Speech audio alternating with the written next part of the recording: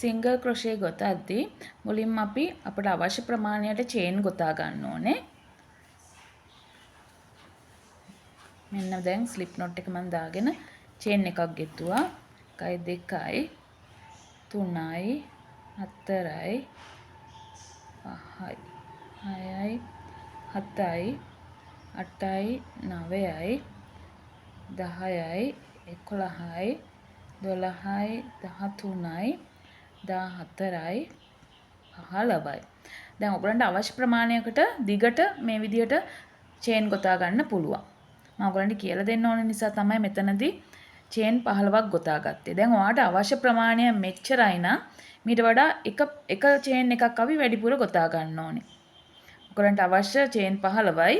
ඊට අමතරව එක චේන් එකක් ගොතා ගන්න ඕනේ. ඔයගලන්ට චේන් 14ක් ඕන නම් චේන් 15ක් ගොතාගෙන 14 වෙනි එකේ ඉඳන් පටන් ගන්න පුළුවන්. දැන් මාතර චේන් ඔක්කොම චේන් 16ක් තියෙනවා. වැඩිපුර එකක් ගොතා ගත්තා. මට අවශ්‍ය ප්‍රමාණයට වඩා එකක් වැඩිපුර ගොතා ගත්තා.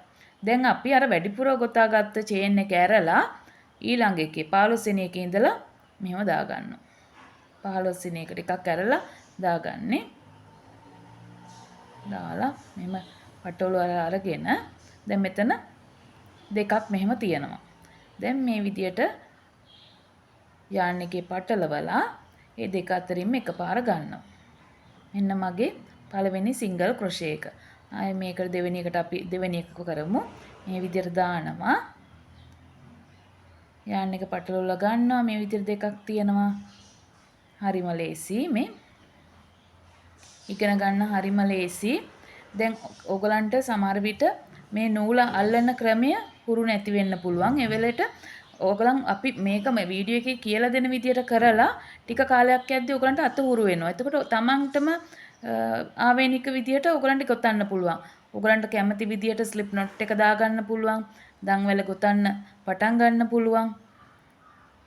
ඒක නිසා දැන් මම කියලා දෙන කෙනෙක් ඕගලන් වීඩියෝ එකක් බලලා ඉගෙන ගන්නවා නම් ඒ කියලා දෙන විදියට කරලා බලලා ඔයගලගේ අත උරු වුණාට පස්සේ තමන්ට පහසු විදියකට ඔයගලන්ට මේක පටන් ගන්න පුළුවන්.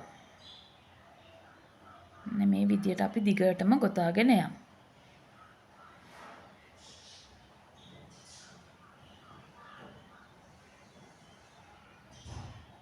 බලන්න මම ටිකක් ඉක්මනින් ගොතන්නම්.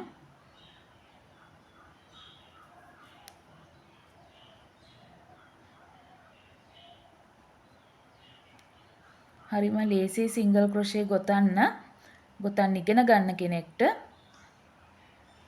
මම කෙටි වීඩියෝ එකකින් කියලා දුන්නා දන්වැල ගොතාගන්නේ කොහොමද කියලා. ඒක බලලා දන්වැල ගොතන්න ඉගෙන ගන්න. ඊට පස්සේ තමයි අපි සිංගල් ක්‍රොෂේ එක ගොතන්න ඉගෙන ගන්න. මේ බලන්න. දැන් මෙතන මේ තියෙන සිංගල් ක්‍රොෂේ 15ක් ගොතලා තියෙනවා. ඔයගොල්ලන් දිගටම මගේ Cooking with Dilani YouTube channel එකත් එක්ක රැඳී ඉන්න.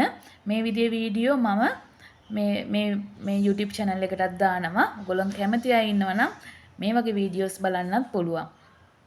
එහෙනම් ගිහින් එන්න මේ වගේ අලුත් වීඩියෝ එකක් අරගෙන ආයෙමත් එනවා. පරිස්සමින් ඉන්න.